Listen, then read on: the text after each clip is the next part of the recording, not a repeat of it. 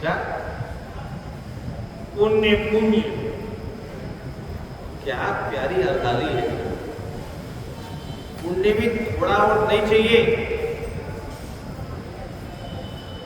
पुण्य भी छोटा मोटा पुण्य नहीं चाहिए, पुण्यों का भंडार होना चाहिए। छोटे मोटे पुण्यों से संतों का दर्शन नहीं होता, और नारद जी जैसे संतों का दर्शन तो संभव ही नहीं है। हमारे जैसे नकली साधु का दर्शन तो हो जाएगा, अरे संतों का नहीं, भगवान का भी दर्शन हो जाएगा, नकली भगवानों के भी दर्शन हो जाएंगे, शरणों की रज भी मिल जाएगी और रज में भी मिल जाते हैं।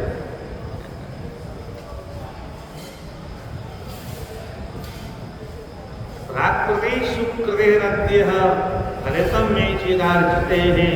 चिरकाल से जो मैंने पुण्यों को अर्जित किया, आज उनका फल प्राप्त हो गया।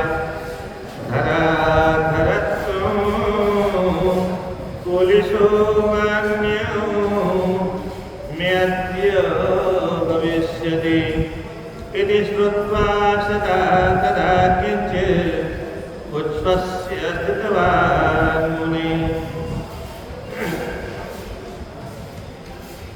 हे नारद जी, आज पृथ्वी को धारण करने का मुझे धरणीधर कहते हैं, और वो का एक नाम है धरणीधर, पृथ्वी को धारण करने वाले।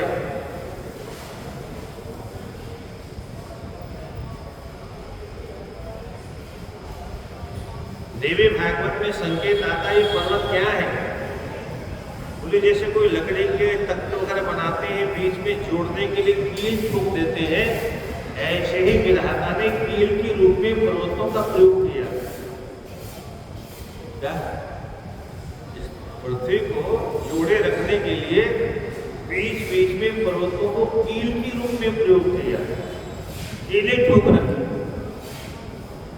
पानी के ऊपर है ना पृथ्वी, तो पानी के ऊपर इधर उधर कहीं विचलित न हो जाए, बीच में कहीं दो फाड़ न हो जाए, टुकड़े नहीं हो जाए, द्वीप महाद्वीप न बन जाए, इसलिए पर्वतों को कील के रूप में उपयोग किया। तो ऐसा मेरा जो धराधरत्व, पृथ्वी को धारण करने का जो मुझे अवसर मिला, आज वह सफल हो गया। तो नारद जी को बड़ी लंबी श्वास देनी पड़ी। कुछ लोग बड़े बुद्धिमान होते हैं, किसी के सामने कोई बात करी और ऐसा कुछ करे तो चेहरा बना करके वो बेचारा पर्वत घबरा गया। नारद जी, आपने ऐसी लंबी सांस क्यों ली? मेरी बात को सुनकर के आपको कुछ अटपटा लगा? क्यों लंबी सांस ली? मैं आपसे जानना चाहता बहुत से। कुलिवरः संभ्रमापन्नमानसः उच्छ्वासकारणं ब्रह्मन् ब्रूहि सर्वार्थकोविदम्। हे भगवान, आपको धर्म, अर्थ, काम और मोक्ष चारों प्रकार के पुरुषार्थों को जानने वाले हैं। धर्म का स्वरूप क्या है, अर्थ का स्वरूप क्या है, काम का स्वरूप क्या है और मोक्ष का यथार्थ स्वरूप क्या है, आपसे ज्यादा कौन जान सकता है? इसलिए हे ब्रह्मन, आप कृपा करके ये बताइए, आपने मेरी बात को सुनकर कोई लंबी श्वास क्यों ली? कोई कारण अवश्य होगा। अदृष्टं त्वन्नो दृष्टं यदिष्टं दृष्टपत्रे अनुप्रोषोऽत्र वै चेत् उच्यतां प्रणतोऽस्म्यहम्। मैं आपकी शरण में हूँ, और शास्त्र कहता है शरण में आए हुए की लज्जा रखनी चाहिए। जो शरणागत, और भगवान तो शरण शब्द को बहुत प्रेम करते हैं। भगवान तो अर्जुन को अंतिम उपदेश देते हुए कहते हैं, हे अर्जुन, मुझे शरणागत सबसे प्रिय लगता है। सर्वधर्मान् परित्यज्य मामेकं शरणं व्रज संसार के धर्म का त्याग कर दो, एकमात्र मेरी शरण में आ। अर्जुन ने पूछा होगा मुझे बहुत पाप लगे, परिवार के प्रति मेरा क्या धर्म है, बड़ों के प्रति मेरा क्या धर्म है, समाज के प्रति मेरा क्या धर्म है, देश के प्रति मेरा क्या धर्म है। ये सब धर्मों का अगर परित्याग करके मैं आ गया तो मुझे तो पाप लगेगा। भगवान कहते हैं पाप और पुण्य तुम जानता है क्या? पाप क्या और पुण्य क्या ये मैं जानता हूं, और इसका विधान मैंने बनाया। पाप क्या है, पुण्य क्या है, तुम्हें इसकी चिंता करने की जरूरत नहीं है। और कदाचित तुमको भ्रम हो गया हो कि पाप लगेगा, तो हम सर्व पापेभ्यो मोक्षयिष्यामि, मैं तुम्हें सभी प्रकार के पापों से मुक्त कर दूंगा। मां शुचा, बिल्कुल चिंता मत करो, तुम तो मेरी शरण में आए। मेरी शरण का तात्पर्य फिर मैं जो कहूं वही कर रहे हैं। हम बड़ों को प्रणाम करते हैं, इसका तात्पर्य क्या है? हमने अपने आप को आपके चरणों में सौंप दिया। अब आप जो आज्ञा करोगे हम वही करेंगे। आजकल इसलिए तो बच्चे प्रणाम करते ही नहीं, थोड़ा ऐसे झुकते ना, प्रणाम करने का नाटक करते, क्योंकि वो स्रोतो भावेन समर्पित होने को तैयार ही नहीं। वो सब स्वतंत्र है, किसी के अंडर में रहने को तैयार है। हे भगवान, मैं जानता हूं संसार में ऐसा कुछ भी नहीं जो आप नहीं जानते। ऐसा कोई अदृश्य पदार्थ नहीं जिसको आपने देखा ना, ऐसा कुछ नहीं जिसको आप जानते नहीं। अगर मेरे ऊपर आप किंचित मात्र भी कृपालु हैं, दयालु हैं, तो मैं आपसे निवेदन करता हूं,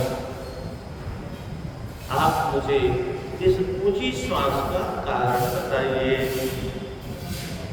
नारद जी से जब पूछा तो नारद जी कहते हैं त्वदागमन जानन्द संदोहिर में दुरारव अलम न त्वशक्त तथाप्येकं वदाम्यहम्। नारद जी कहते हैं तुम्हारे यहाँ आने के बाद में मुझे बहुत आनंद की अनुभूति हुई। तुमने मेरा पूजन किया, देखो मैं तो साधु,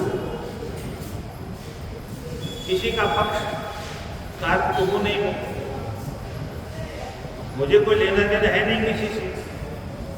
फिर भी एक बात कहता हूं, उसको ध्यान से सुनो। धरा धरण सामर्थ्य मेरुर्दो पूर्वपुरुषे वर्णते समुदाय अमेको दहे धरा। वो पर्वतराज कहता है, हे नारद जी मेरी एक बात सुनिए, इस पृथ्वी को धारण करने के लिए भगवान ने बहुत से पर्वत बनाए, उसमें एक मैं भी हूं। हम सब मिलकर के इस पृथ्वी को धारण करते हैं, इसलिए हमें धर्मेधर कहा जाता है।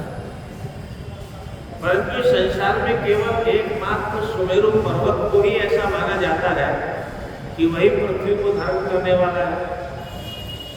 ये तो हम सबके साथ में बहुत बड़ा अन्याय है। हाँ, ये मैं मानता हूं कि हिमालय पर्वत की थोड़ी इज्जत ज्यादा हो, और वो इसलिए नहीं होती कि बड़ा ऊंचा पर्वत है अथवा बहुत ज्यादा पृथ्वी को धारण करने के लिए सारा बोझा उसी पर है। उसके कुछ कारण है।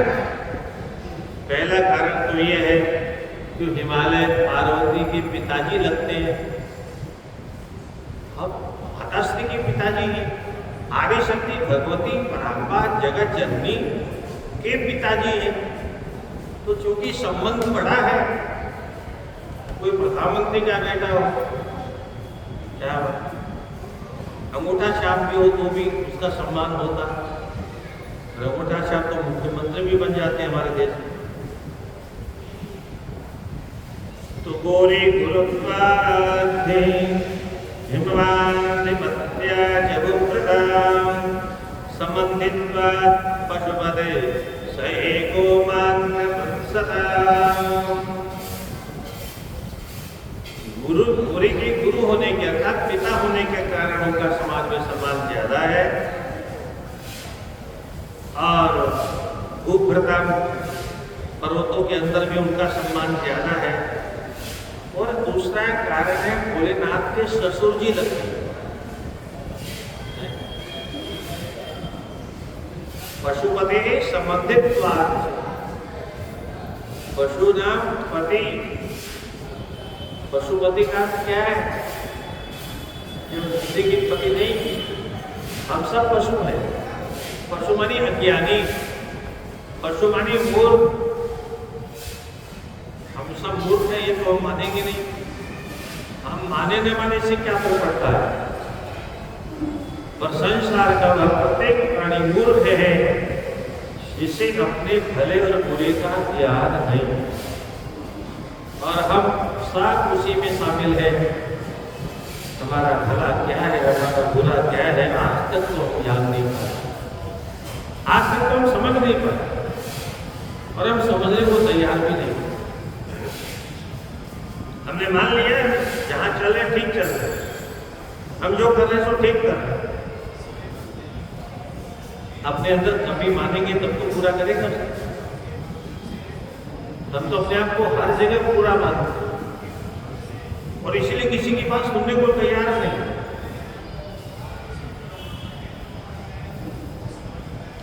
तो पशुपति संबंधित बात, पशुपति केवल मात्र भगवान भोलेनाथ का नाम मात्र इसलिए है जो सभी अज्ञानियों के स्वामी हैं। इसलिए सभी अज्ञानियों को भी हम मुक्ति बांटते हैं, भंडारा खोल रखा है। एको मान्यवत्सताम्, इसलिए हिमालय पर्वत की इज्जत ज्यादा होती है। न मेरु स्वर्ण पूर्णत्वात् रत्नसागोक्तयाथवा सुरसद्मतया वापि वापि मान्यो मतो मम। वो जो सुमेरु पर्वत है वो मात्र इसलिए समाज में ज्यादा सम्माननीय नहीं है कि वो सोने का भंडार है उसके पास, स्वर्ण का पर्वत है, इसलिए उसकी महिमा ज्यादा नहीं मानता मैं, और इसलिए भी ज्यादा महिमा नहीं मानता कि वो रत्नों का भंडार है। सुरसद्मतया वापि वापि मान्यो मतो मम। हाँ, कुछ लोग देवताओं की निवास भूमि है, सुमेरु पर्वत पर ही देवताओं का देवलोक है। इस मान्यता के अनुसार कहीं कहीं उनका सम्मान होता है। परशतम नंकिलेशेला इला कलनकेलयः ये सन्ति सदा मान्या मान्यास्ते तुष्टभूमिषु। परंतु हे नारद जी, संसार में तो सैकड़ों हजारों पर्वत श्रेणियां हैं, और वो अपने अपने हिसाब से सब अपनी अपनी क्रीड़ा कर रहे हैं, और सबको अपने अपने स्तर पर लोग सम्मान भी देते हैं। ते मान्यास्तु सुभूमिषु, उनका सम्मान अपने अपने इलाके में होता है। जैसे राजा का सम्मान कहाँ होता है? अपने देश में होता है, अपने देश में उसको जय जयकार करते हैं। प्रदेश में चला जाए तो कोई पहचानेगा नहीं। हाँ, हमारे यहाँ विद्वानों का सम्मान सब जगह होता है। स्वदेशी पूज्यते राजा, विद्वान सर्वत्र पूज्यते। राजा का सम्मान तो मात्र अपने देश में होता है, अगर कोई सचमुच में विद्वान है, आज अगर किसी का सम्मान होता है विदेशों में तो इस देश से गए हुए विद्वानों के नाम पर होता है। भले वो कुछ नहीं जानता, पर भारत से आया है, हमारे देश से आए इसलिए वहां सम्मान लोग करते हैं। मंदेह देह संदो संदेहात उदय कदया स्थितः निषेधो नोपदिद्धरोप्य।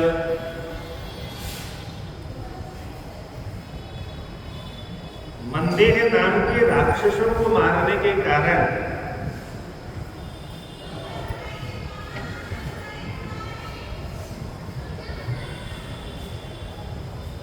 सुमेरु पर्वत का सम्मान समाज में है, उदयाचल का समाज में सम्मान है। और निषेधो न औषधि धरः, जो निषेध नाम का पर्वत है वो नाम ही निषेध है। निषेध का अर्थ होता है औषधि से रहित। अब जो पर्वत की महिमा तो औषधियों से होती है, अब जिस पर्वत पर औषधि ही नहीं है तो उसका कोई महत्व तो वैसे ही नहीं हुआ। और जो अस्ताचल पर्वत है, एक उदयाचल पर्वत है जहाँ पर सूर्य का उदय होता है, और दूसरी पश्चिम दिशा में अस्ताचल पर्वत है जहाँ पर सूर्य भगवान जाके अस्त हो जाते, छुप जाते हैं।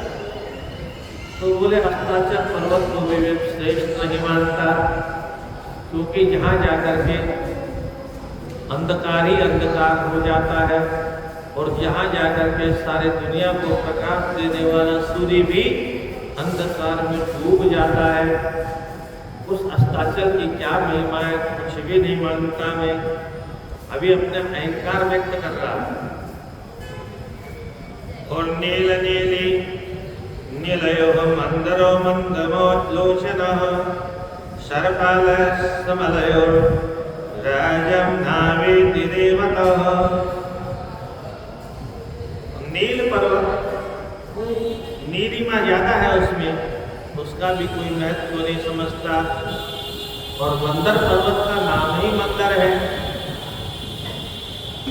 मंदर का नाम धीरे चलने वाला, मंदम मंदम गच्छति मंदरः, तो उसका भी कोई महत्व नहीं मानता हूं मैं।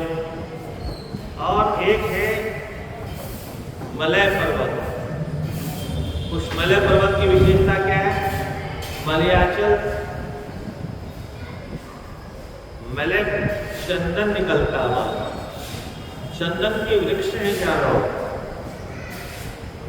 बोले वो जो मलय पर्वत है, उस मलय पर्वत का तो बड़ा भारी दुर्भाग्य है।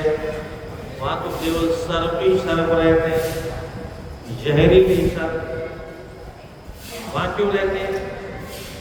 क्योंकि जिसके अंदर में जहर होता है उसका कलेजा हमेशा जलता रहता है जहर के कारण। संसार में भी ऐसा ही होता है, परिवार में भी ऐसा ही होता है। जिसका अंतःकरण अशांत होता है, ईर्ष्या द्वेष की आग लगी होती है, वह हमेशा जलता ही रहता है। हाँ, जो ईर्ष्या द्वेष से रहित है, जीवन में शांति तो केवल उसी के पास उपलब्ध है, बाकी संसार में किसी के पास नहीं। तो मलय पर्वत जो है वो तो सर्पों का घर है। वो सर्प वहाँ इसलिए रहते हैं कि उनके हृदय में आग लगी रहती है, तो उनको ठंडी ठंडी जगह चाहिए। और वो ठंडी जगह कहाँ मिलती है? मलय। तो चंदन का वृक्ष है, तो चंदन के वृक्ष में जाकर के जब लिपट जाते हैं, वो चंदन वृक्ष की जो शीतलता है उससे उनकी छाती ठंडी होती। तो कहते हैं हो गई अब तो छाती ठंडी, हो गई अब तो छाती ठंडी। तो वहां क्या करके सांपों की छाती ठंडी हो जाती है, तो उसका भी कोई महत्व नहीं। क्या सांप ही सांप रहे, हे भगवान, वहां तो कोसों दूर रहना चाहिए। और जो रेवत पर्वत है उसको तो वहां तो धन ही नहीं, निर्धन है, इसलिए उसका भी कोई महत्व नहीं है।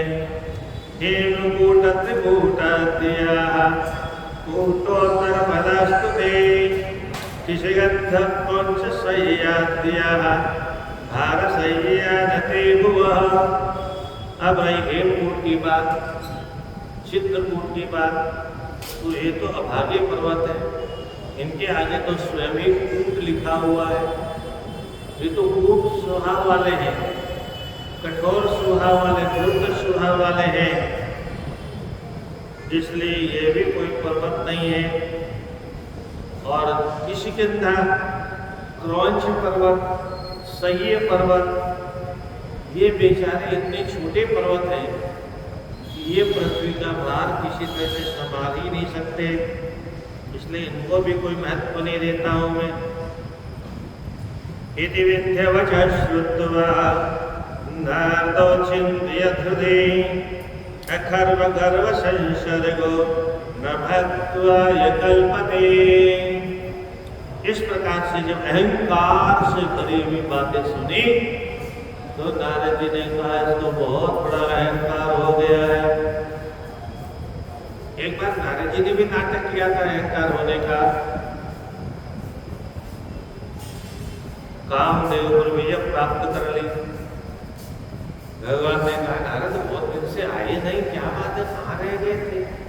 अरे महाराज क्या बताऊं, मैं ऐसी तपस्या कर रहा था और मेरी तपस्या से इंद्र परेशान हो गया, और उसने जब सोचा कि मेरा सिंहासन कहीं नहीं छीन ले, उसने कामदेव को भेजा, अप्सराओं को भेजा, और महाराज उन्होंने बहुत तांडव नृत्य किया, पर महाराज कोई फर्क नहीं पड़ा। भगवान बोले नारद अरे तुम तो ब्रह्मचर्य व्रत रत मत जीरा, तुम ही की करे मनोभव पीरा। तुम अखंड ब्रह्मचर्य धारण करने वाले हो, कामदेव तुम्हारा क्या बिगाड़ सकता है? भगवान ने और बढ़ा दिया मामला। फोड़े का इलाज तो किया नहीं, थोड़ा और बढ़ा दिया, उल्टी दवा दे दी डॉक्टर साहब। भोले बाबा माता जी को कथा सुना रहे। भैया ने कहा भगवान ये क्या हुआ, फोड़े का इलाज करना चाहिए, पूर्व अंकुरे गर्भ तरु भारी, तो इलाज नहीं करके और उसका फोड़ा और बढ़ाने के लिए ऐसा प्रयोग क्यों किया भगवान नारायण ने? बोले बाबा बोले फोड़ा अभी पका नहीं पूरा, बिना पके ऑपरेशन कैसे होगा, इसलिए समझदार डॉक्टर पहले उस फोड़े को पकाने की दवा देता है, और पूरा जब पक जाता तब फिर तो दवा को तो दवा के निकाल देता था, फिर ऑपरेशन करने की जरूरत नहीं, चक्कू छुरी चलाने की जरूरत नहीं। नारद जी ने खैर नाटक किया। नारद जी जैसे महापुरुषों के जीवन में काम क्रोध लोभ ये प्रवेश नहीं कर सकते, ये तो भगवान की लीला के लिए अभिनय करते हैं। और अभिनय कैसा करना चाहिए? कच्चा अभिनय करेगा तो दोबारा कोई उसको लेगा नहीं, अभिनय ऐसा करे कि वाह वाह वाह वाह क्या बात। रामलीला आज भी होती है, सबको मालूम है कि हम रावण नहीं, राम को मालूम है हम राम नहीं, तो रावण जब अभिनय करता है तो लोगों को लगता वाह वाह।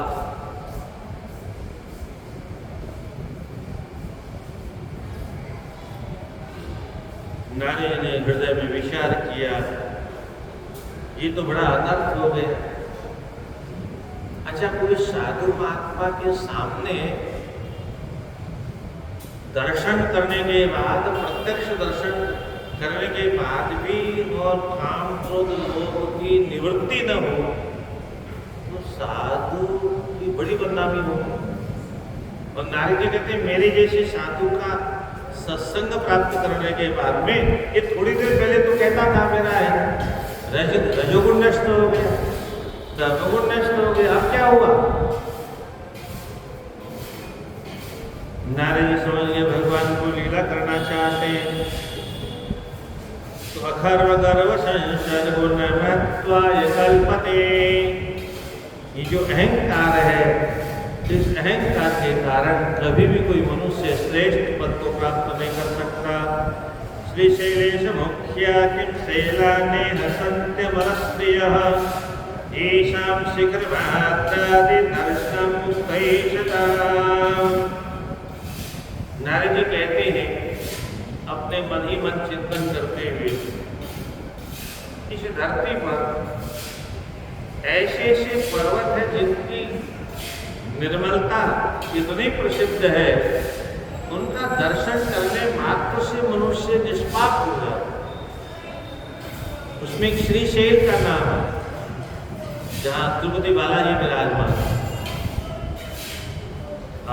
अद्भुत है। श्रीशैल मुख्य अमल स्त्रीह सेना न संति। क्या ऐसे पर्वत नहीं है? येषां शिखर मात्रादिर दर्शन मुक्त एषता, जिनकी शिखर का दर्शन हो जाए बस उस भाग्यशाली जीव की मुक्ति निश्चित हो। हमारे यहाँ वर्तमान में बहुत से लोग मंदिरों के अंदर जा रहे हैं, तो प्रवेश हो गया सबका, भले भगवान का तेज नष्ट हो गया हो, परंतु हमारे यहाँ फल में भेद नहीं था। भीतर जाकर के दर्शन करना, पूजा करना कुछ लोगों को निषेध मात्र इसलिए किया गया था कि वो हमेशा अपवित्र अवस्था में रहते थे, सफाई में लगे रहते तो शरीर शुद्ध नहीं होता। नहा धो ले तो भी वो गंदगी जाती नहीं थी शरीर में, तो अशुद्ध अवस्था में मंदिर में नहीं जाना चाहिए। और तब भगवान ने नियम बनाया, ऐसे लोग शिखर का दर्शन कर लेंगे तो उनको वही फल मिलेगा जो भीतर जाकर के पूजा करने वालों को फल मिलता है।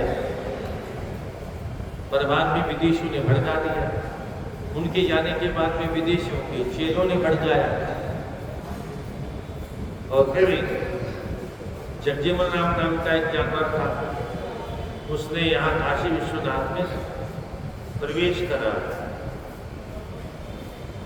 और पूज्य पाद ब्रह्मभूत स्वामी दरबार जी महाराज ने उसी दिन से मंदिर का बहिष्कार कर दिया, क्योंकि शास्त्र के अनुसार मंदिर का स्वरूप समाप्त हो गया। भाई मंदिर को मंदिर कौन बताता है? शास्त्र बताता है।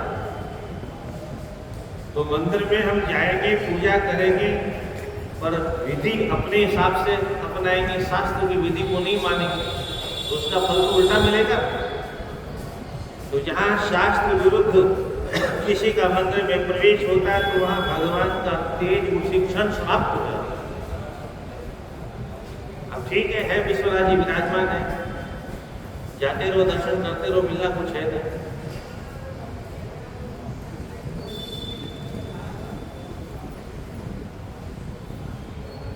500 वर्ष बाद में राम मंदिर बना, लोगों को बहुत उत्साह था, पर बनाने वालों के पीछे फल क्या मिला? शास्त्र विरुद्ध पूजा करने का यही फल होता है। पर आज के लोग मानते नहीं शास्त्रों, अपने आप को ही स्वयं को मानते, उसका परिणाम भोगना पड़ा। और ये कहाँ जाके रुकेगा पता नहीं।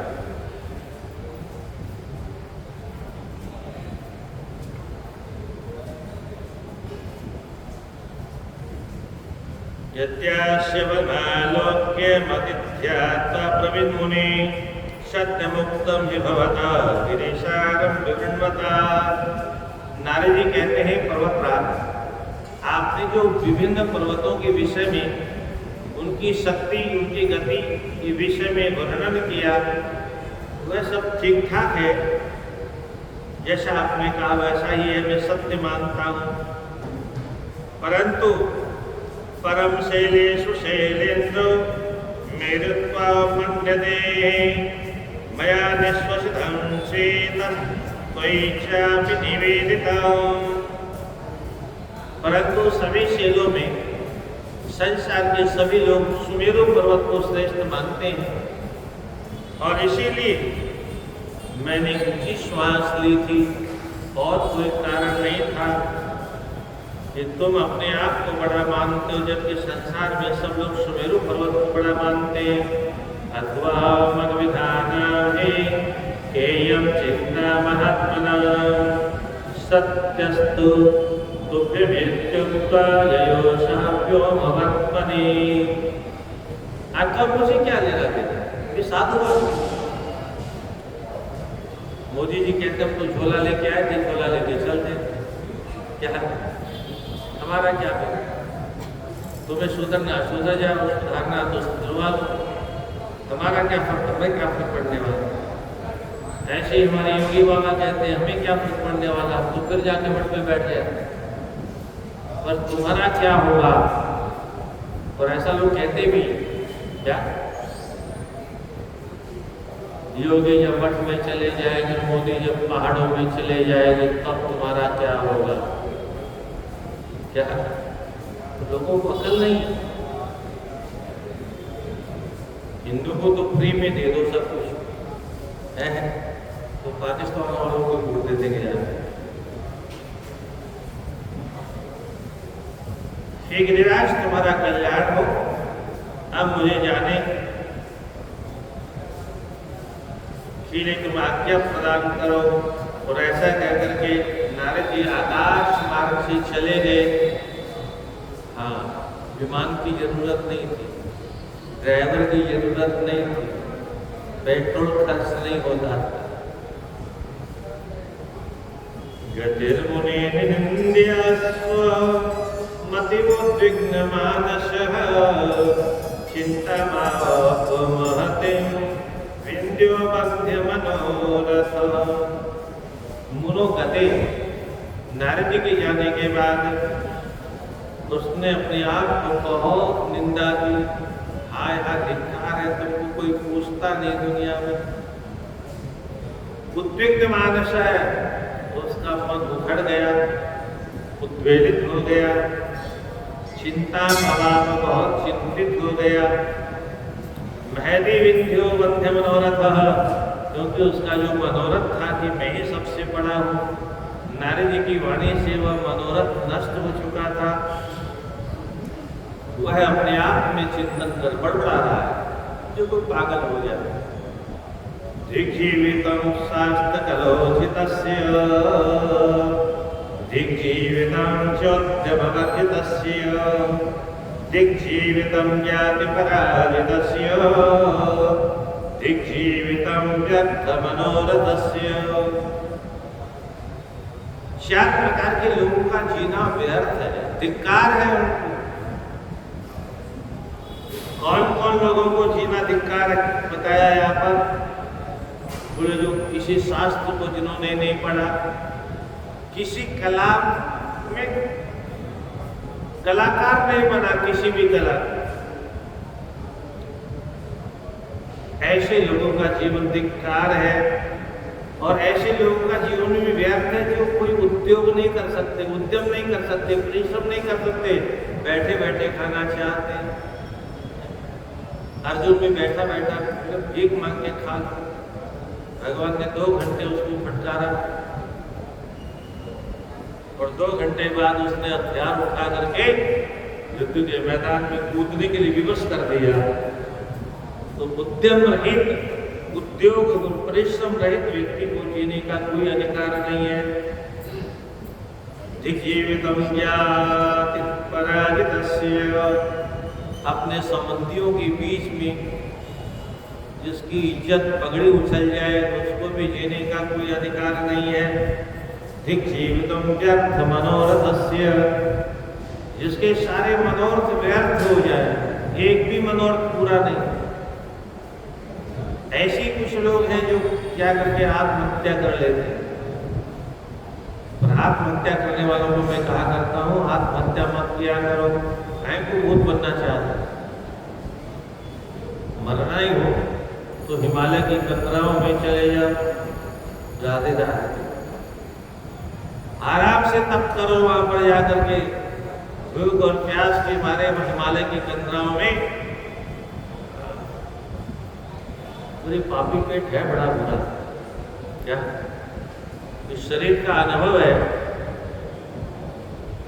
सन 70 की बात है, कुछ महीने तक मणिकर्णिका में रह करके 3 महीने 8 दिन महामंडलेश्वर के साथ रहे और उसके बाद में ऐसी महापुरुषों महात्माओं से घृणा हुई कि मुझे कहीं नहीं रहना। तो वहाँ से झोला लेके निकले तो चलते गए। मैंने कहा रात जहाँ हो जाएगी वही रुक जाएंगे। तो 20-30 फुट गंगा जी का गड्ढा रामनगर के बहुत आगे, वहीं पड़े रहे 3-4 दिन। और एक पापी पेट माना नहीं क्या, फिर 80 घाट पर ले आया। फिर मारवाड़ी की भिक्षा लेकर के रीवा घाट के गेट पर रहते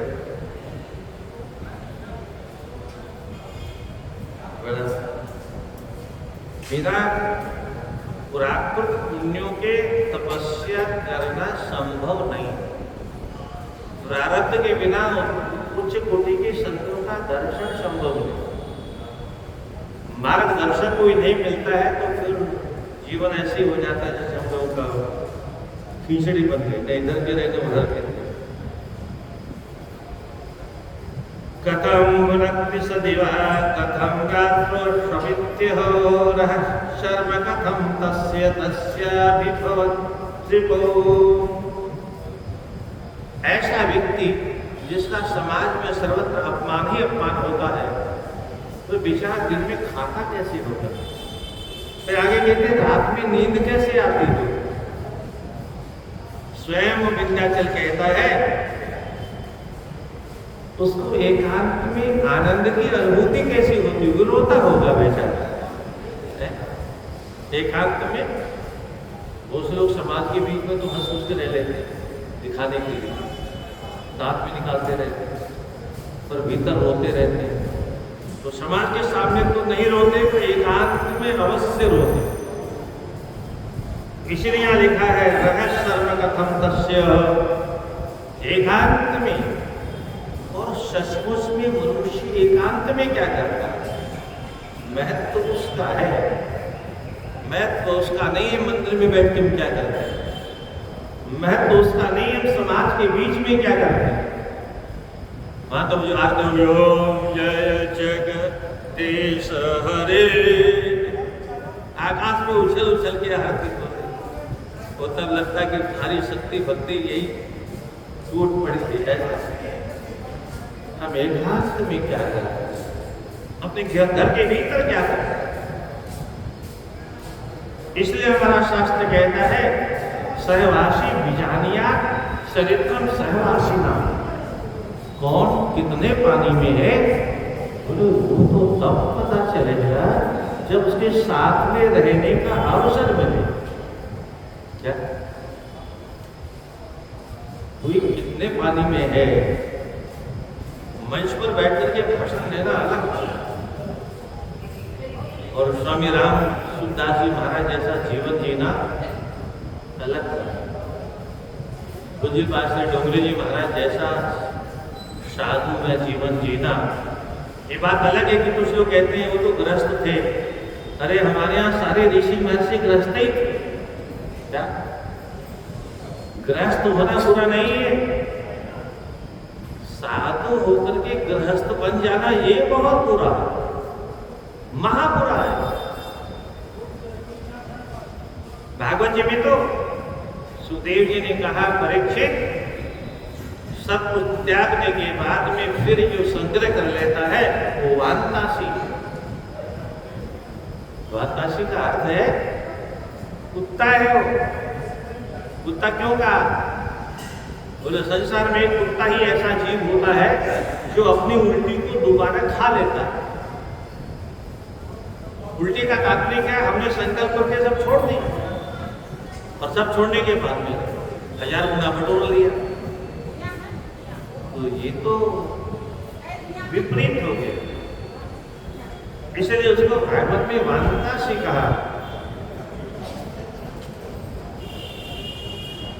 अहो दवाग्ने दवत्सु तथा मानस संवादते पादते द्विधा चित्ते चिंता संताप संतति। विंध्याचल पर्वत कहता है अगर दावाग्नि लग जाए, जंगल में जो आग लगती है मानसों के रगड़ से, बोलो ताराग्नि मनुष्य को इतना संताप नहीं पैदा करती, इतना कष्ट नहीं देती जितना ताप चिंता से प्राप्त होता है। चिंता रूपी आग जब लग जाती है ऐसा जलाती है, ऐसा जलाती है। और मजे की बात क्या है, लकड़ियां नहीं दिखाई देती, आग कहां लगी हुई, धुआं नहीं दिखाई देता, आग के लपटें नहीं दिखाई देती।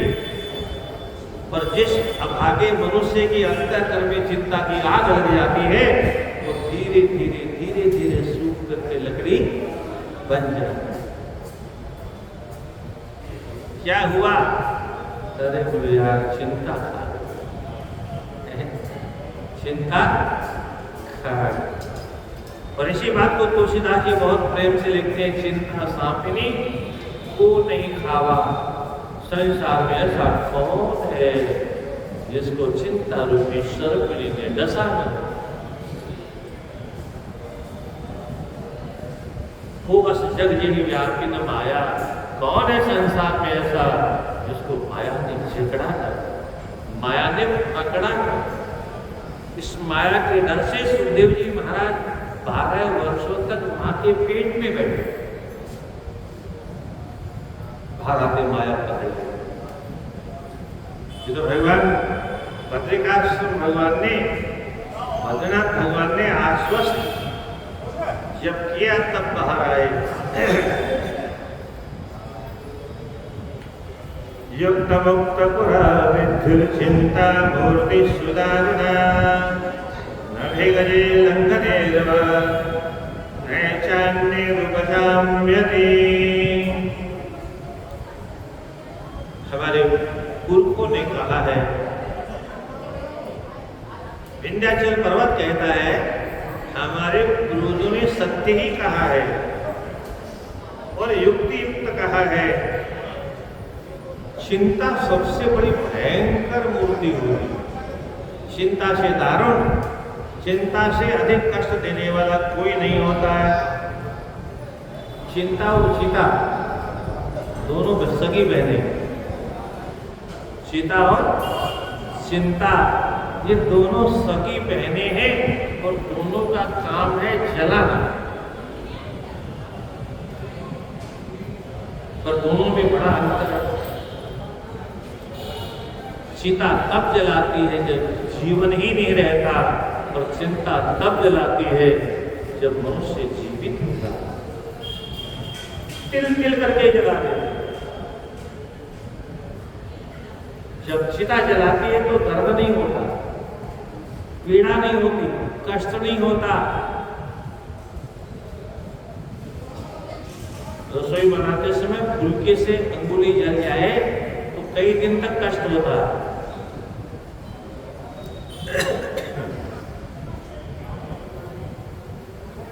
अद्भुत है, जीवात्मा के निकलने के बाद में इस शरीर को कुछ भी करो, मारो, काटो, पीटो, जल में फेंक दो, आग में डाल दो, छू भी नहीं करो। इसका मूल तात्पर्य क्या हुआ?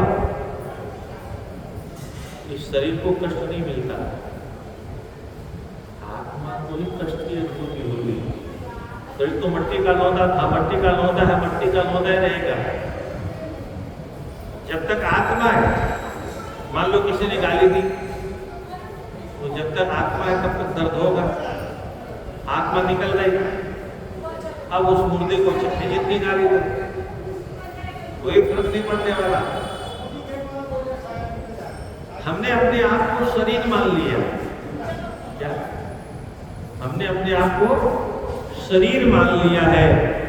हम अपना स्वरूप को भूल चुके हैं और इसलिए शरीर के साथ में होने वाले संबंध को अपने साथ होने वाला व्यवहार मान लेते हैं, इसलिए मान अपमान होता है, इसलिए सुख दुख की अनुभूति होती। अगर सचमुच में हम हमेशा, हर समय, हर घड़ी, हर पल, हर देश में, हर दिशा में, हर काल में अपने स्वरूप को संभाल के रखें तो दुनिया में ऐसी कोई ताकत नहीं है जो हमारा अपमान कर दे, ये हमें कष्ट पहुंचा दे, क्योंकि हम शुद्ध बुद्ध दिव्य चेतन आत्मा ईश्वर जीव विनाशी चेतन अमल सहज सुख राशि। हम ईश्वर अंश है, चेतन है, अमल है, सहज सुख। सहज सुख का मतलब होता है सहजानंद। जग के साथ में जो आनंद लेकर के हम आए थे, वो आनंद। बचपन में बालक कितना मस्त होता है, जीवन कितना। महात्मा लोग कहते हैं 2 दिन। ये 2 दिन कौन से होते हैं? एक दिन जन्म हुआ, दूसरे दिन मर गए, ये 2 दिन जीवित रहते, इसके आगे कुछ नहीं। और इस 2 दिन की जिंदगी में जो बालकों का जीवन है, वस्तुतः वह जीवन है। उसके बाद में तो केवल मारो काटो बसता है। और विशेषकर इस कलिकाल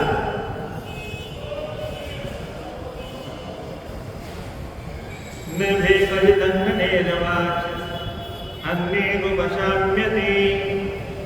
क्या सुंदर बात लिखी हुई है। चिंता रूपी रोग जिसको लग जाता है, विंध्याचल पर्वत कहता है, उसके लिए कोई औषधि नहीं काम करती। भीष्म पितामह के पिताजी शांतनु, वो सत्यवती को देखा, विवाह करने की इच्छा हो गई। निषाद ने कहा, आप विवाह तो कर दूंगा, मौका को बुलाते हैं ना, मौका। उसने कहा चौका मौका, मौके को चूकना नहीं चाहिए। बोले विवाह तो कर दूंगा था, पर मेरी एक शर्त है। वो भी बता दो क्या शर्त है? बोले मेरी इस बेटी के गर्भ से जो संतान होगी वही राजा बनेगी। अब राजा ने सुन करके चेहरा सूख गया उसका। और मन में सोचा ऐसे कैसे हो सकता है, मेरा बेटा भी है और योग्य है और गंगा का पुत्र, भविष्य का पुत्र होगा, पता नहीं कैसा होगा। क्योंकि माँ का भी तो असर होता है, ननियाल का भी असर होता है संतान में, केवल पितृपक्ष का ही असर नहीं होता, मातृपक्ष का भी प्रभाव होता है। न जाने कैसा होगा, मैं अपने योग्य पुत्र को छोड़ करके इसको कैसे आश्वासन दे दूं। अब आश्वासन दिया नहीं, विवाह हुआ नहीं, पर चिंता घुस गई भीतर। हाय विवाह सो सूख गए।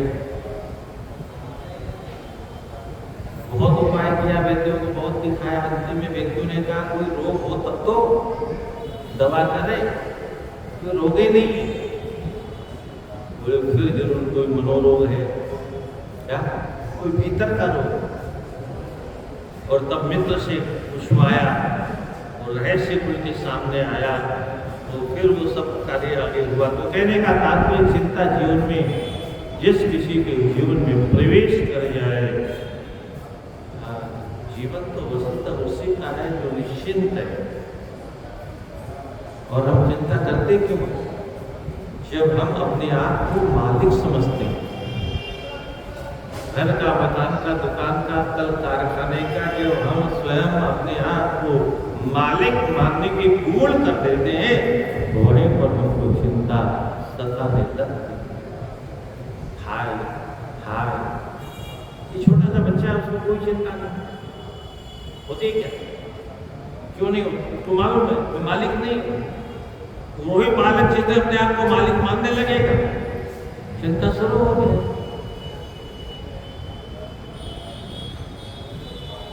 इसलिए हमेशा बालक बन के रहना चाहिए। जैसे बालक निश्चिंत होता है क्योंकि उसे मालूम है ये व्यवस्था करने वाले मम्मी पापा बैठे हैं, उनको कोई मतलब नहीं।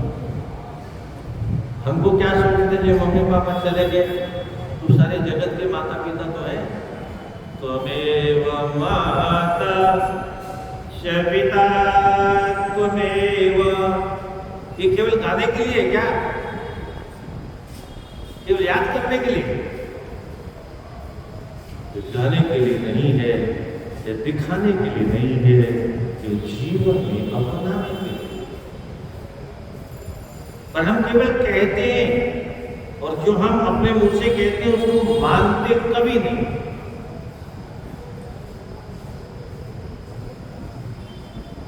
और जो मान लेता है उसके जीवन में कभी चिंता का प्रवेश होता ही नहीं।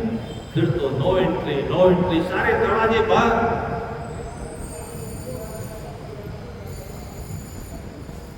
न विगजे लंघने द्वार न चार्येरुपजाम्यति। बुखार लंघन करने से दूर हो जाता है। पुराने जमाने में बुखार आ जाए तो खाना पीना बंद कर दो, बुखार भाग जाए। अब तो डॉक्टर कहता है पहले खाओ फिर दवा लो, क्या? क्योंकि उसको मालूम है खाएगा पिएगा तभी बीमार होगा, तभी हमारी दुकान चलेगी। थोड़ी सी कोई बीमारी हुई, बोलो बेड रेस्ट करो। उसको मालूम है बेड रेस्ट नहीं करेगा तो हमारे पास आएगा कैसे?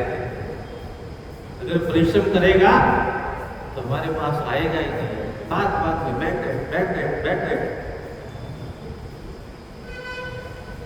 कोई दवा उसको लगती नहीं, कोई उल्लंघन करने से उसकी बीमारी जाती नहीं, और किसी और उपाय से भी चिंता की शांति होती नहीं है। चिंता जरो मनुष्याणाम क्षुधा निद्रा बलम हरेत रुक्मुत्साह बुद्धिम श्री जीवतम च न संशय। ये चिंता कितनी वस्तुओं का हरण कर ले, जीती जी। मरने के बाद तो सब छूट जाएगा, पर चिंता अपने जीवन में कितनी वस्तुओं को हमसे अलग कर देती है। चिंता तो मनुष्य को भूख नहीं लगती, उसकी भूख गायब है। भोजन करना बोले आज मन नहीं करना, भूख नहीं आ, वो चिंता गायब है तो भूख गायब हो गई। निद्रा नहीं आ, नींद कब आती? जब निश्चिंत जीवन। आज अधिकतर लोग शिकायत करते महाराज नींद नहीं है।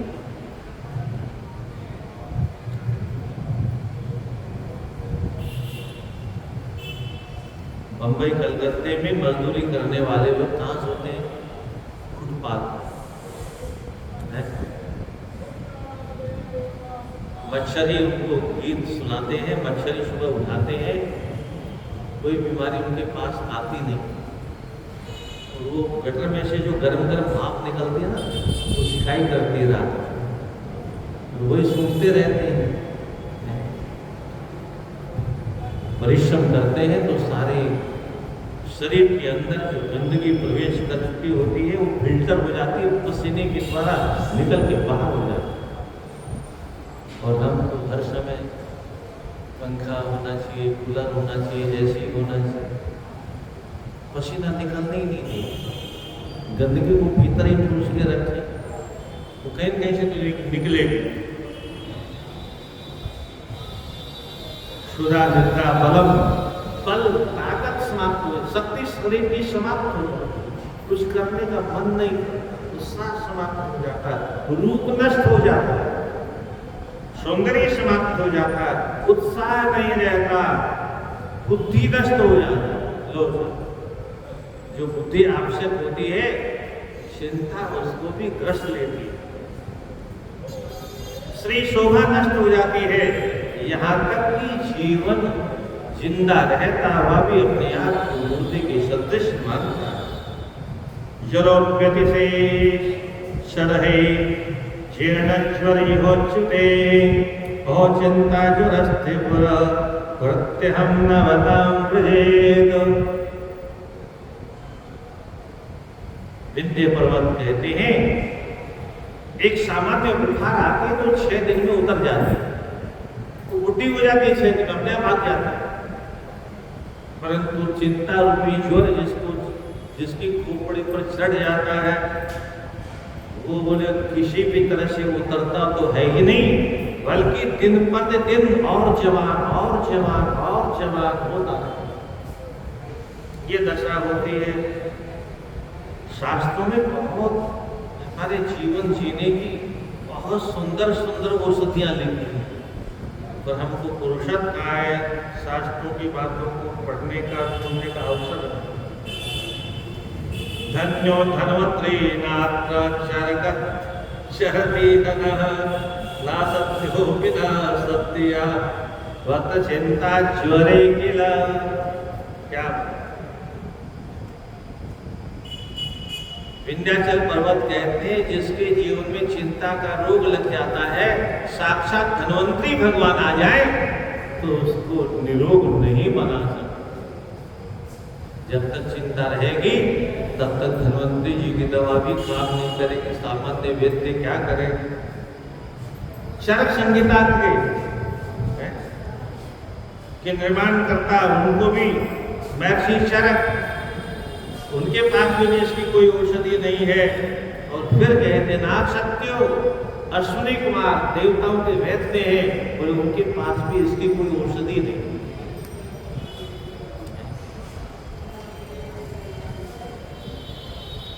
अत चिंता ज्वरो किला, जिसके पास चिंता है उसकी औषधि इस लोक में क्या, उस लोक तो पुतिना भी देवताओं के वेदों तक पहुंच गए।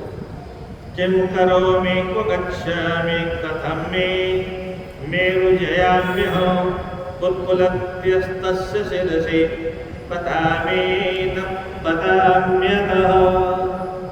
मैं क्या करूं, कहाँ जाऊं, अपना दुखड़ा किसको सुनाऊं। रहीम कहते हैं रही मन निज मन की व्यथा मरेरा को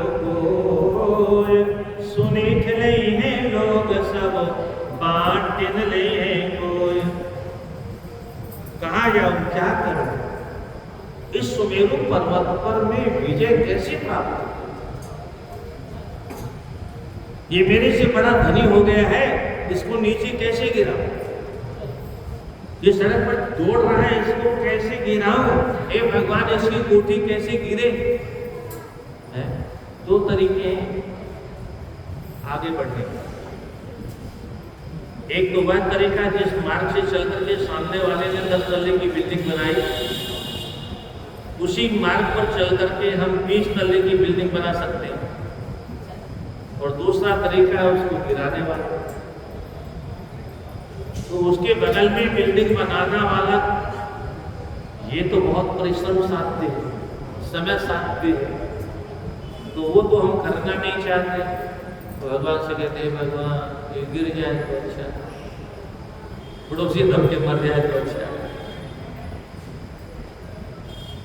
क्या करूं मैं, मन करता है कूद करके सुमेरु पर्वत पर धराम से गिर जाऊं ताकि दब के मर जाए। और फिर कहता नहीं ऐसा नहीं कर सकता। एक बार हमारे ही किसी पर्वत की खोपड़ी खराब हो गई थी, उसने कोई गलती कर दी। उस गलती का परिणाम क्या हुआ, इंद्र ने वज्र उठाया और सारे पर्वतों के पंख काट के सबको पंखु बना दिया। क्या कोई पर्वत किसी गांव में जाके बैठ गया, पंख होते थे, पर्वत उड़ते थे। लोगों ने रोना प्रारंभ किया, देवताओं से जाके प्रार्थना की, ऋषि महर्षियों ने, इंद्र ने वज्र उठाया और लाइन से जो पर्वत जहां दिखाई दिया खट खट खट खट खट खट खटाखट खटाखट खटाखट पप्पू के तरह से काटते चलते।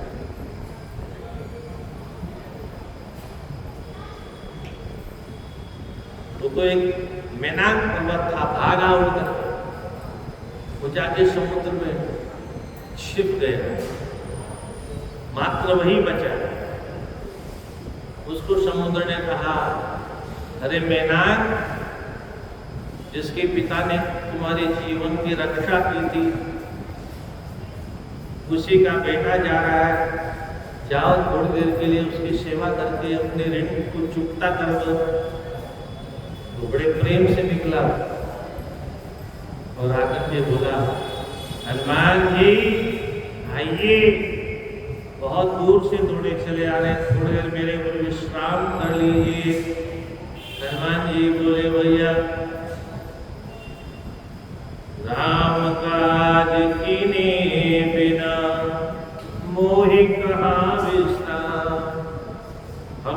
ही परसा कर्पूर की न प्रणाम, राम काज कीने बिना मोहि कहाँ विश्राम। नहीं, आतस्ती में विश्राम नहीं कर सकता जब तक मेरे राम का कार्य संपादित नहीं हो जाएगा।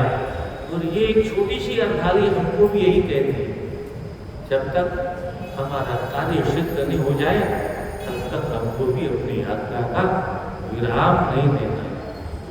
शरे बेटी शरे भी भगवान कहते चलते चलते रहो, चलते रुको नहीं।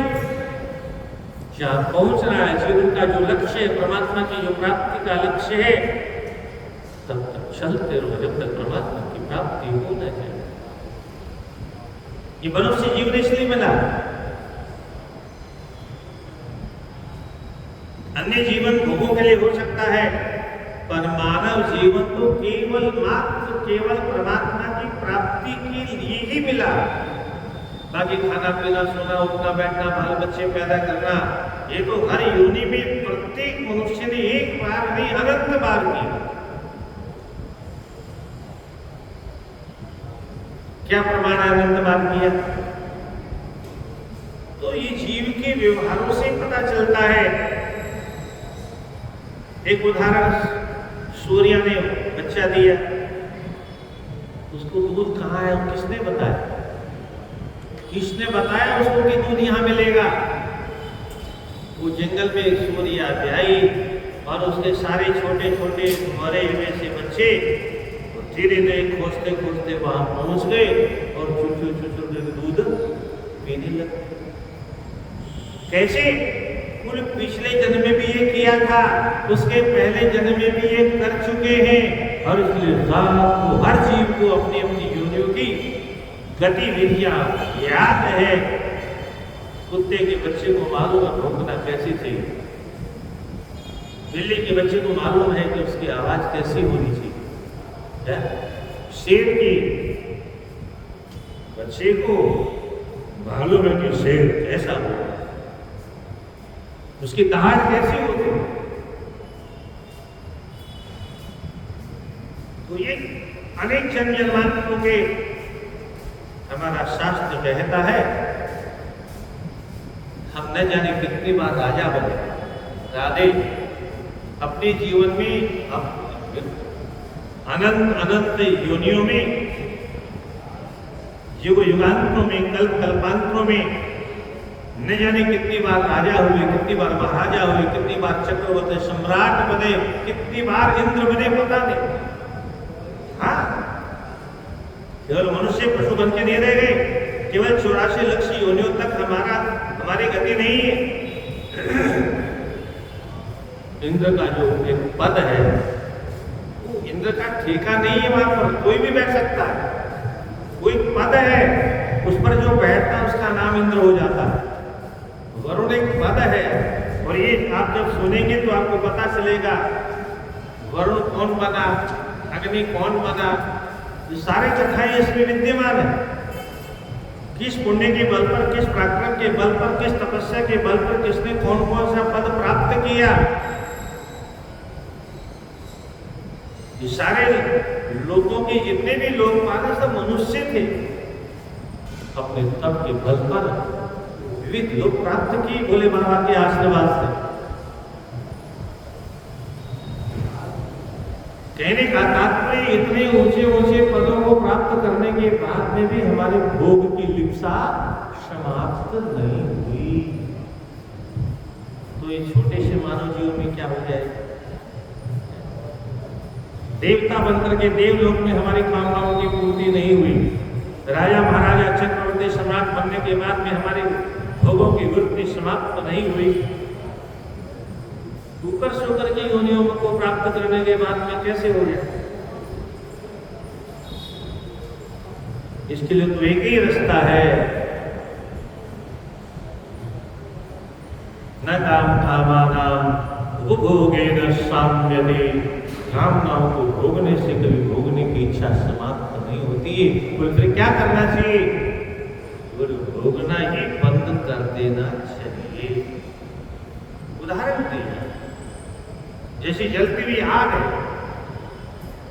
उस आग में अगर हम घी की आहुति डालते रहेंगे, स्वाहा स्वाहा स्वाहा करते रहेंगे, तो जीवन भर आग शांत नहीं होगी।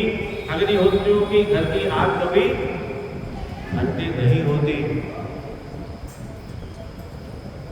और आप लोग को मालूम होना चाहिए, हमारे इस देश में तो ब्राह्मण क्षत्रिय वैश्य प्रत्येक घर पे अग्निहोत्र होता है। आज तो घी का दर्शन नहीं होता, क्योंकि हमारे जैसे पापियों ने धरती पर पैर रख लिया, इसलिए घी का दर्शन बंद हो गया, दूध का दर्शन बंद हो गया।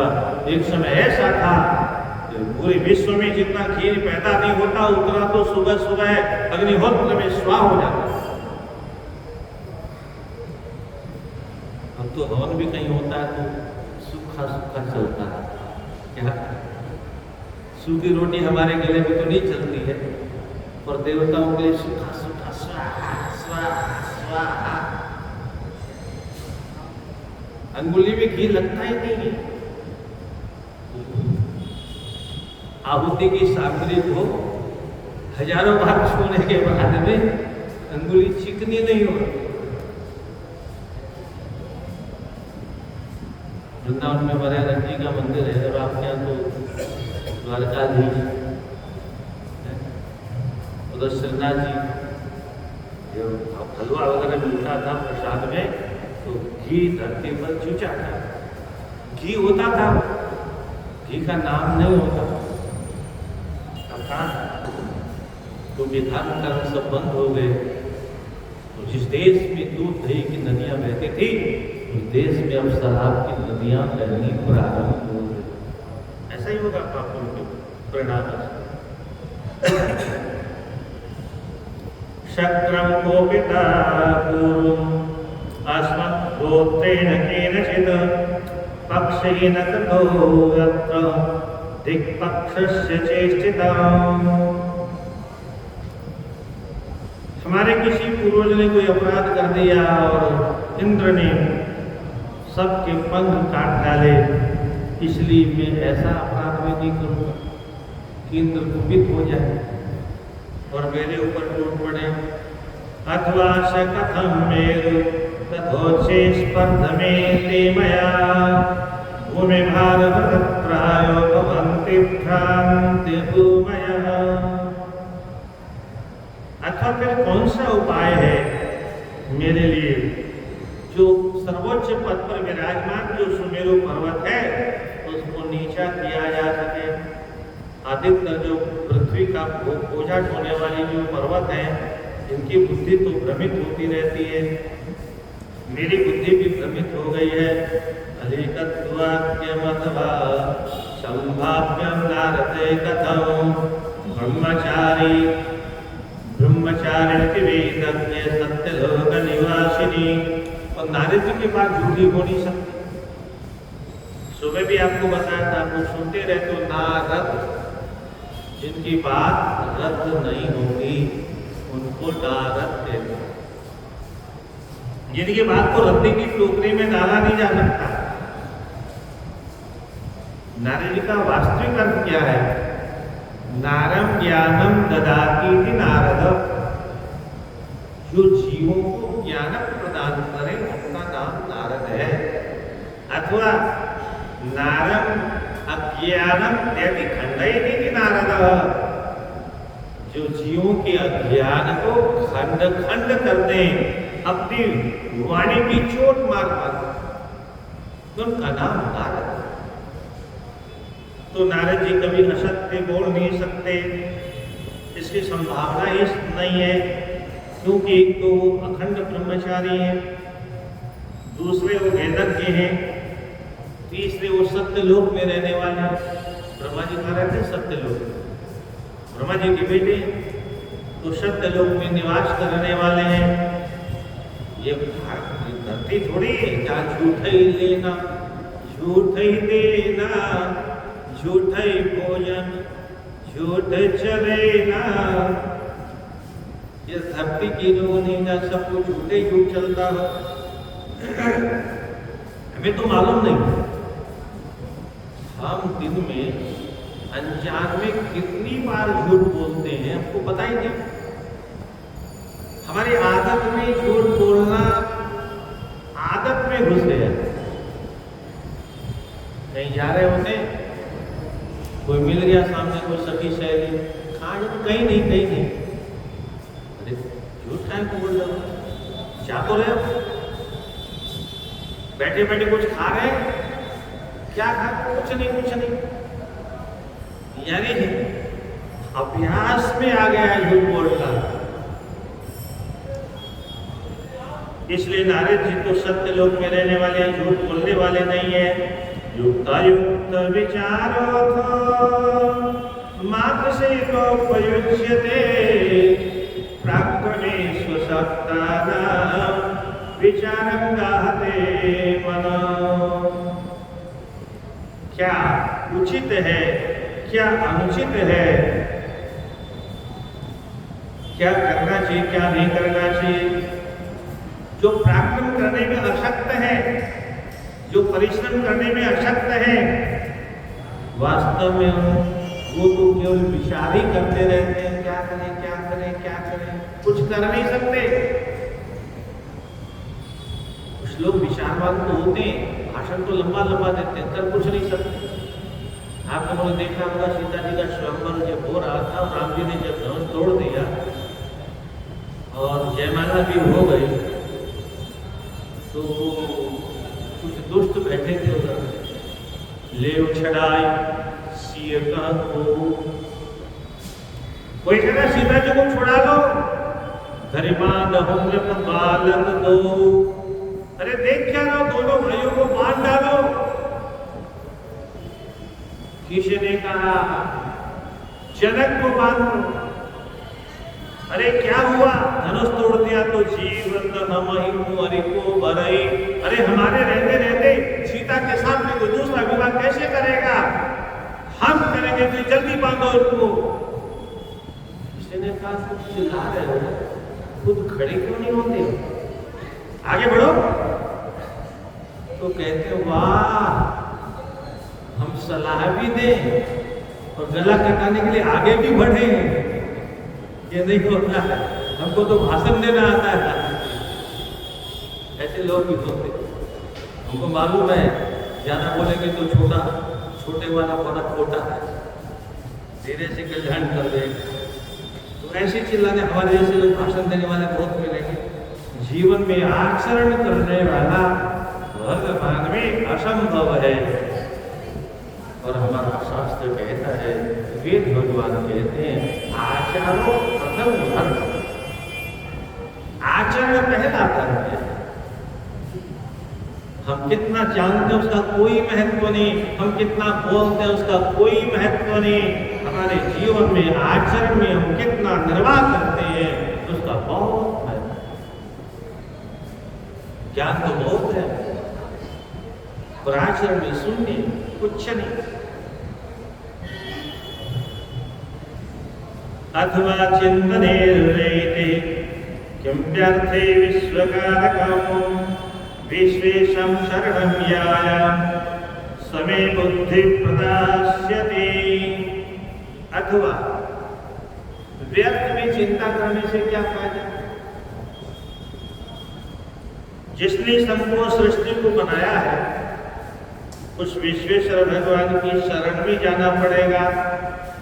और विश्वेश्वर भगवान ही कोई बुद्धि प्रदान करेंगे तभी कुछ काम बनेगा, अन्यथा संभव नहीं है।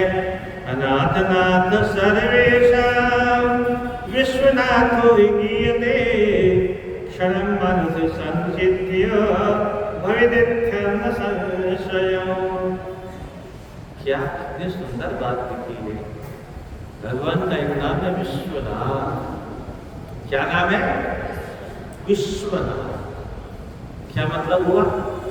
पूरी जगत के, पूरी संसार की अनंत अनंत ब्रह्मांडों के वो स्वामी। और जब हमारा नाथ उपलब्ध हो और हम अपने आप को अनाथ माने, इससे बड़ा दुर्भाग्य क्या हो सकता है? माताएं, पुराने जमाने की बात है, आज के जमाने की बात नहीं। पुराने जमाने में माताएं अपने पति को नाथ कहती। क्या नाथ स्वामी। अब नाथ जीवित हो और कोई अपने आप को अनाथ माने तो ये बड़ा दुर्भाग्य नहीं? नाथ के रहते हुए और अनाथों के पैसे गलियों में भटके कोई, तो उससे और अभागी कौन हो सकता है? ऐसे ही विश्वनाथ के रहते संसार का कोई प्राणी अपने आप को अनाथ कहता है तो उससे बड़ा अभागा और कौन? तवेव नाथ मोहर्विपद्गणा। पूरी कथा नहीं कहती, भागवत में बड़ा सुंदर प्रसंग आया। कुंती बुआ कहते हे भगवान, एक तरफ अभागी देवकी और दूसरी तरफ भाग्यशाली मैं। देवकी को अभागी, उसकी 6 पुत्र मार दी कंसन, पर भगवान ने अपनी मां की रक्षा नहीं की, एक पुत्र को बचाया। सौभाग्यशाली तो मैं, मेरे संपूर्ण पुत्रों को आपने हर समय बचाया। तवे नाथे न मुहुर विपद गणा, मुहुर वाले बार बार विपद गणा, विपत्तियों की गण संख्या ने गिनती नहीं, अनगिनत कष्ट आए हमारे जीवन में, पर जब जब संकट आए तब तक हे नाथ आपने बचाया। तात्पर्य क्या है? जो अपने ऊपर परमात्मा को अपना नाथ मानता है, ईमानदारी से, बाहर से नहीं, जीभ से नहीं, स्वामी माना हे नाथ, ये ऊपर से कहने से काम नहीं चलेगा। भगवान की विशेषता है, ऊपर वाली आवाज वहां तक पहुंचती ही नहीं, भीतर से बोलेगा तो भगवान सुन लेंगे, समझ लेंगे कौन कहां से बोलता है, कि उससे ज्यादा कोई नहीं जानता। क्या कौन कहां से स्तुति कर रहा है? वाग वेखरी शब्द हरि शास्त्र व्याख्यान कौशला विदुषाम यक्ष वेदोस्यम मुक्ते ऋतुमुक्ते। क्या क्या लिखा है हमारे शास्त्र भागों में, अद्भुत है। धड़ धड़ धड़ धड़ हम जो प्रवचन करते हैं, ये तो वेखरी की कला है। इस वेखरी के नीचे परा वहां चक्रस्था परावाणी है, फिर मध्यमा वाणी है, पश्चिमी वाणी है, 4 प्रकार की वाणियां होती हैं। हम तो केवल वेखरी तक सीमित है, इससे नीचे हम जानते ही नहीं। पश्चिमी तक पहुंचने के बाद भी परमात्मा का दर्शन संभव है, मध्यमा में भी संभव नहीं है, और परा मूलाधार चक्र से चक्र के स्थल में विराजमान जो परावाणी है, ये तो कोई बहुत बड़ा योगी होगा, वही वहां तक पहुंच सकता है। परावाणी तो केवल वही लोग बोल सकते हैं, सामान्य लोग तो केवल कंठ वाली भाषा, बस यहीं से हम लोग बोलते हैं।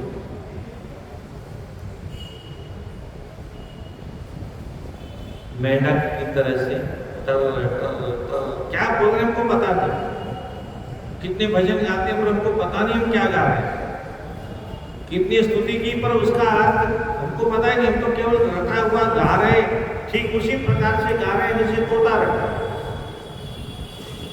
आजकल तो पहले टेप आते थे, वो कथा देते थे, तो मोबाइल में चिप आ गई, वो कथा कहते थे। उसको कथा का अनुभव है क्या?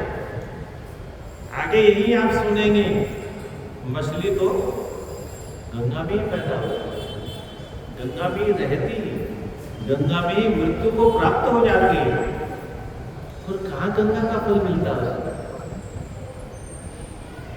कहाँ?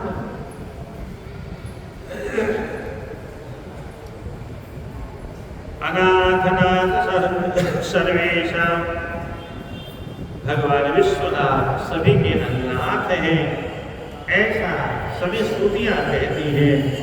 क्षणम मनसि संचित्य भवेदित्थम असंशयम क्षण भर इस प्रकार का चिंतन करने के बाद में उसने निश्चय कर लिया, एतदेव करिष्यामि नैष्ठकार विलंबिनम् विचक्षणेरुपेक्षो न वृद्धमानो परामयो। अब मैं यही करूँ, अब मैं व्यर्थ समय का विलंब नहीं करूँगा, बिना समय नष्ट किए अब मैं जो विचक्षण परमात्मा भगवान है, भगवान विश्वनाथ है, वही संपूर्ण प्रकार की रोगों की औषधि पर आमय हो, उनसे बड़ी औषधि कोई नहीं है। तो मेरु प्रदक्षिणे मोरया नित्यमेव दिवाकरः सग्रहक्ष गणो न्यूनम मन्यमानो बलाधिकम्। उसने निश्चय किया, न्यूनम निश्चित संसार के लोग सुमेरु पर्वत को बहुत बड़ा बलवान मानते हैं। क्यों बलवान मानते हैं? गुरु इसीलिए तो नित्य में दिवाकरः, सूर्य भगवान नित्य प्रति मेरु प्रदक्षिणं कुर्यात्, बलवान मान करके सूर्य की परिक्रमा करते रहते दर के मारे। तो अब मुझे भी कुछ ऐसा करना है कि सूर्य मेरी परिक्रमा करे। इति निश्चित्य विन्ध्यात् ववर्ते समृद्धे क्षणः अनन्तगगनस्यान्तः पूर्ववत्ति शिखरेरिव। ऐसा निश्चय करके वह विंध्याचल पर्वत धीरे धीरे विवर्ते बढ़ना प्रारंभ किया। समृद्धि क्षणः, प्रतिक्षण पृथ्वी को प्राप्त होता गया और बढ़ता गया और बढ़ता गया और बढ़ता गया और बढ़ता ही चला गया। और जब उसे लगा कि बस आकाश की सीमा समाप्त हो गई है, वहां तक बढ़ करके और फिर मुझको प्रताप देके खड़ा हो गया। अब कहाँ से जाएंगे? सुमेरु पर्वत पर जाने का रास्ता कहाँ मिलेगा?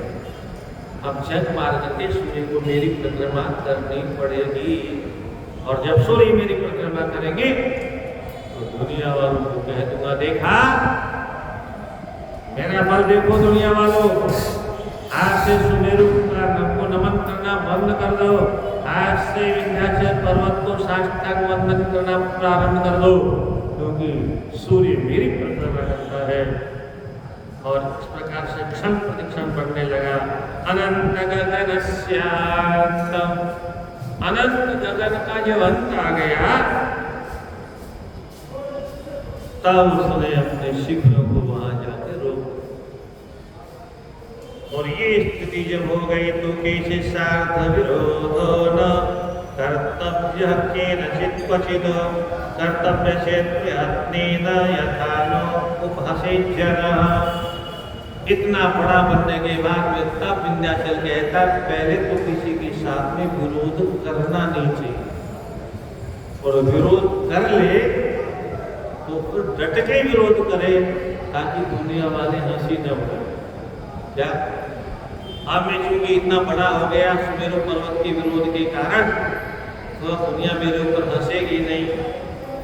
और इस प्रकार से आराम से खड़ा हो गया। अब इधर क्या हुआ?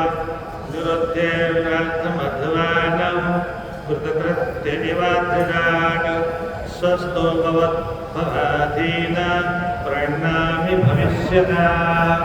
सूर्य के मार्ग को रोक करके आराम से खड़ा हो गया। गुरु सूर्य आएगा, मेरी परिक्रमा करेगा, अपने आप में स्वस्थता का अनुभव करने लगा और कहा, अब संसार मेरे अधीन होगा। यमद्ययं करतारो दक्षिणं प्रक्रमिष्यति सकुलीन स च श्रीमान् सर्वहान् महितस्य च।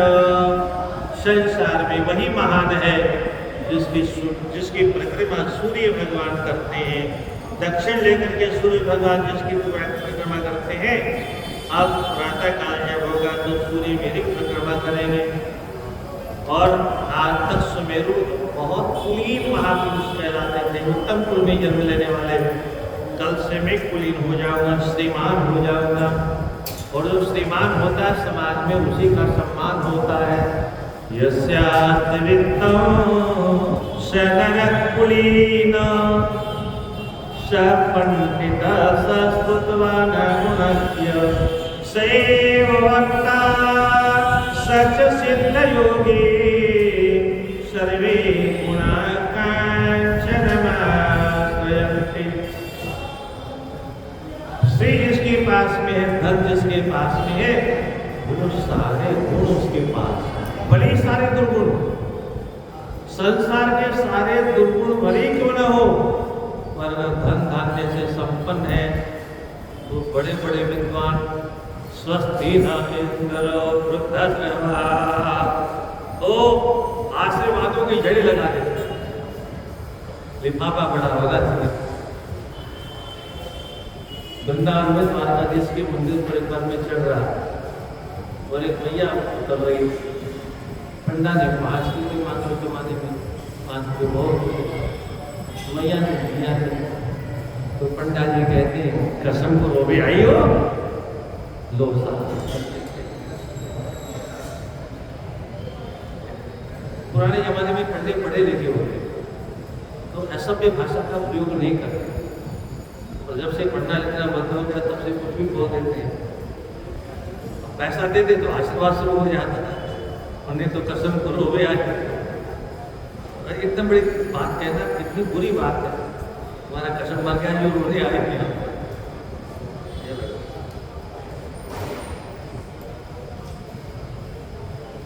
तो इस प्रकार से दक्षिण कुलीन श्रीमान महान महित सजह, वही महान है, वही महिमावान है, वही संपत्तिवान है, वही श्रेष्ठ है।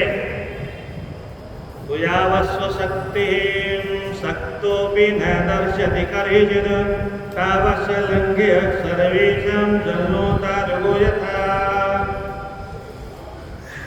शक्तिवान होने के बाद में भी जब तक अपनी शक्ति रहे तब तक शक्ति का प्रदर्शन अवश्य करना चाहिए, और शक्ति है ही नहीं तो फिर तो ऐसे लोग लांग के चले जाए क्या है? वो 10 तल्ले के ऊपर रहने वाला जब पूरा फेंकता है तो नीचे वाले दिखते थोड़े हैं उसे, और दिखते हैं तो कीड़े मकोड़े की तरह से दिखते हैं, वो कीड़े मकोड़े जा रहे हैं, उनके ऊपर पूरा गिर जाए तो क्या फर्क पड़ता है?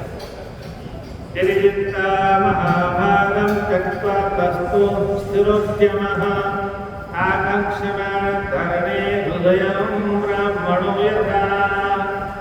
ऐसा चिंतन करता हुआ वह विंध्याचल पर्वत आराम से खड़ा रहा और आकांक्षा करता रहा, क्या जैसे कोई ब्राह्मण तो राजा महाराजा उठेंगे और उसकी मनोकामना पूरी करेंगे, इसी प्रतीक्षा में वो आराम से रात्रि भर खड़ा रहा।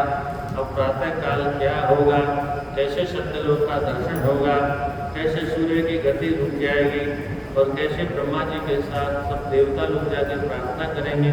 और ब्रह्मा जी ने स्वयं समस्या का समाधान नहीं दिया। ब्रह्मा जी कहते हैं भैया समस्या का समाधान हमारे पास में नहीं है, वो किसके पास में है?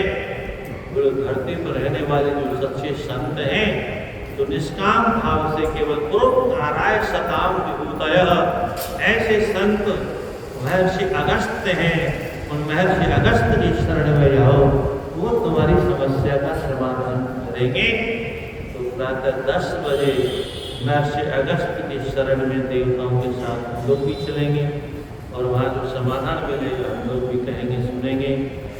बोले रामचंद्र भगवान की, गोविंद हरे गोपाल।